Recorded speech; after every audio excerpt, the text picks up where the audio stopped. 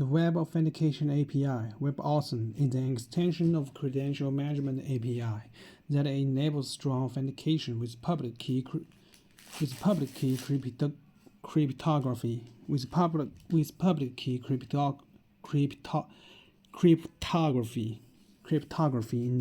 Enabling passwordless authentication and secure multi-factor authentication without SMS texts. WebAuthn concepts and usage. WebAuthn uses asymmetric public key cryptography instead of passwords or SMS texts for registering, authenticating, and multi-factor authentication with websites.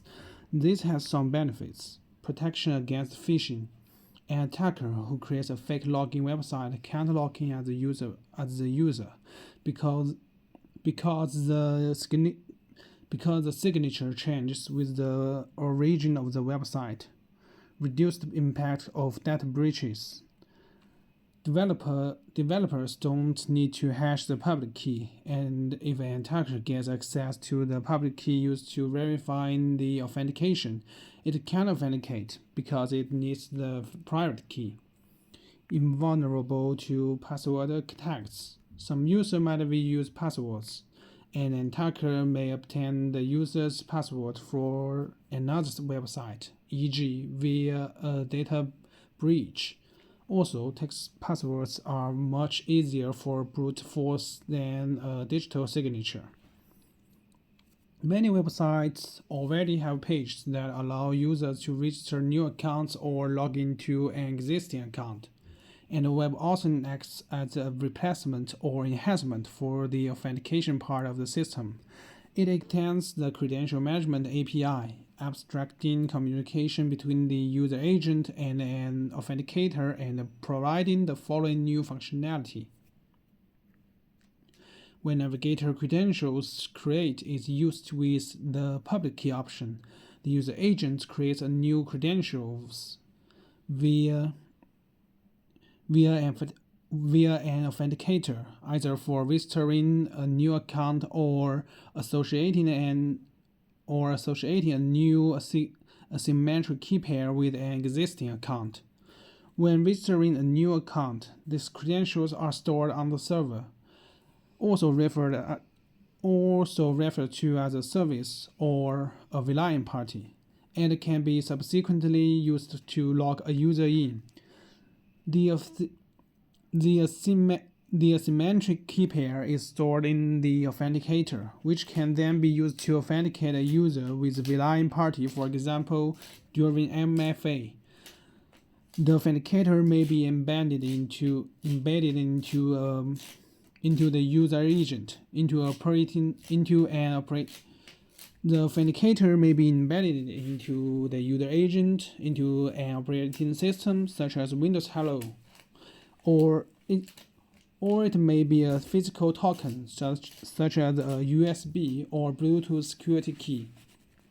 When Navigator Credentials Get is used with the public key option, the user agent uses an existing set of credentials to authenticate to a relying party, either as the primary login or to provide an additional factor during MFA, as described above. In their most basic forms, both create and get receives a very large random number called the challenge from the server and returns the challenge signed by the private key back to the server.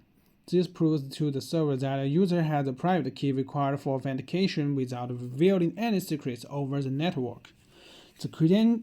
The challenge must be a buffer of random information at least 16 bytes in size. Creating a key pair and registering a user. To illustrate how the credential creation process works, let's describe the typical flow that occurs when a user wants to register a credential to a relying party.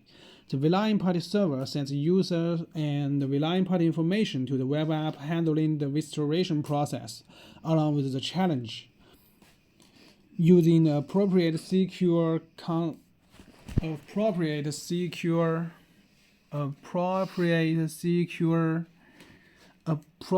using an appropriate secure mechanism. Appropriate secure mechanism, for example, fetch or HTML. The format for sharing information between the relying party server and the web app is up to the application. A recommended approach is to exchange JSON-type representation objects for credentials and credential options. Convenience methods have been created in public key credential for converting from the JSON representation to the form required by the authentication APIs. The web app initiates generation of a new credential via the authenticator on behalf of the relying party via a navigator credentials create call. This call is passed a public key option specifying device compatibilities, e.g., whether the device provides its own user authentication, for example, with biometrics. A typical create call might look like so. The parameter of the create call are passed to the authenticator along with the SHA-226 hash that is assigned to ensure that it isn't tampered with. After the authenticator obtains user consent, it generates a key pair and returns the public key and an optional signed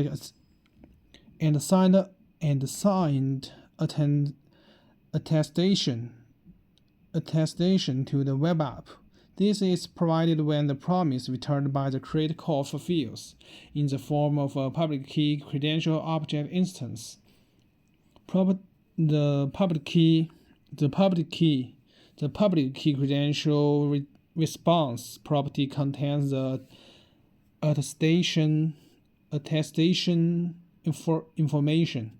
The web app forwards the public key credential to the relying party server, again using an appropriate mechanism. Appropriate mechanism. The relying party server stores the public key, coupled with the user identity, to remember the credential for future authentications. During this process, it performs a series of checks to ensure that the restoration was complete.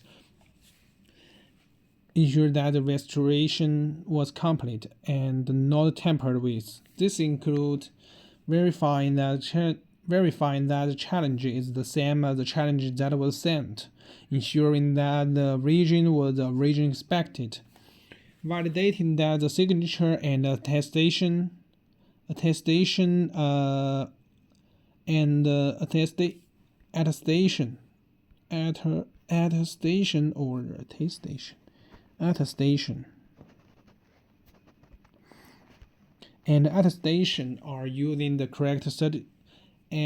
using the correct certificate chain for the specific model of the authenticator used to generate the key pair in the first place.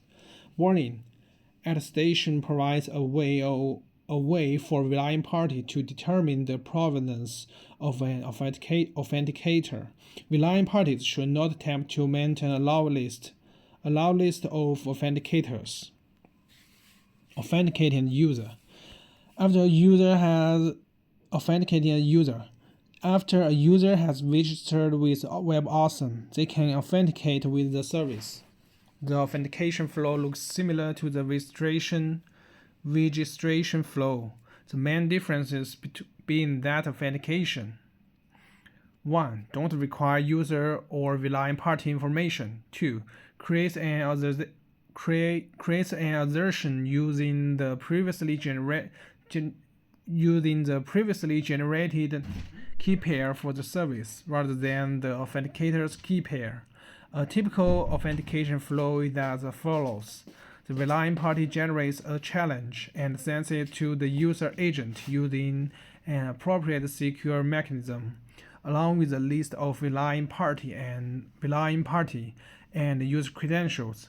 It can also indicate whether to look for the credential, e.g., on a local built-in authenticator or on an external one over USB, BLE, etc. The browser asks the authenticator to assign the challenge via a navigator credentials GET call. This is path which is pass the credentials in the public key option. A typical GET call might look like so. The parameters of the GET call are passed to the authenticator to handle the authentication. If the authenticator contains one of the given credentials and is able to successfully sign the challenge, it returns a signed assertion to the web app after receiving user consent. This is provided when the promise returned by the GET can fulfills, in the form of public key credential object instance. The public key credential response property contains the assertion information.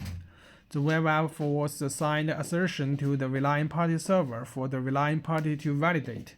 The validation checks include using the public key that was stored during the restoration request to validate the signature by the authenticator, ensuring that challenge that was assigned by the authenticator matches the challenge that was generated by the server.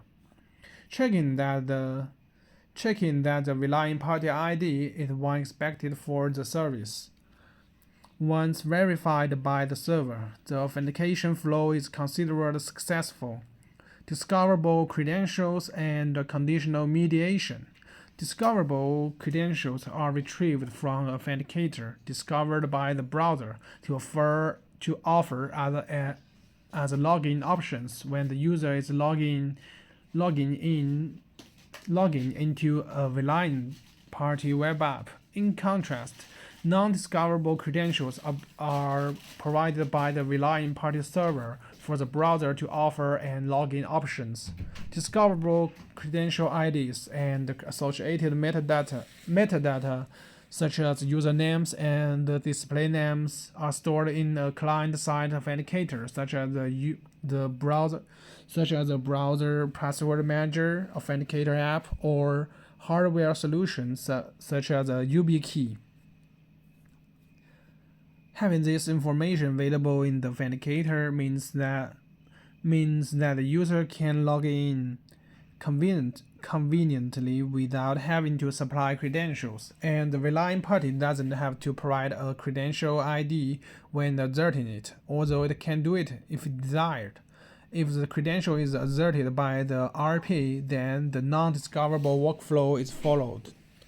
A discoverable credential is created via create call with a specific resident key. The credential ID, user metadata, and the public key for the new credential is stored by the authenticator as discussed above, but also returned to the web app and stored on the RP server. In order to authenticate, the RP server calls GET with conditional mediation specified.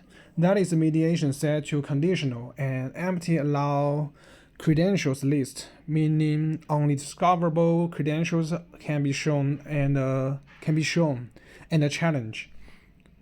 Conditional mediation results in discoverable credentials found in the authenticator being presented to the user in a non-modal UI along with the indication of the origin request credentials rather than a modal dialog. In practice, this means autofilling available credentials in your login forms. The metadata stored in the discoverable credentials can be displayed to help users choose a credential when logging in.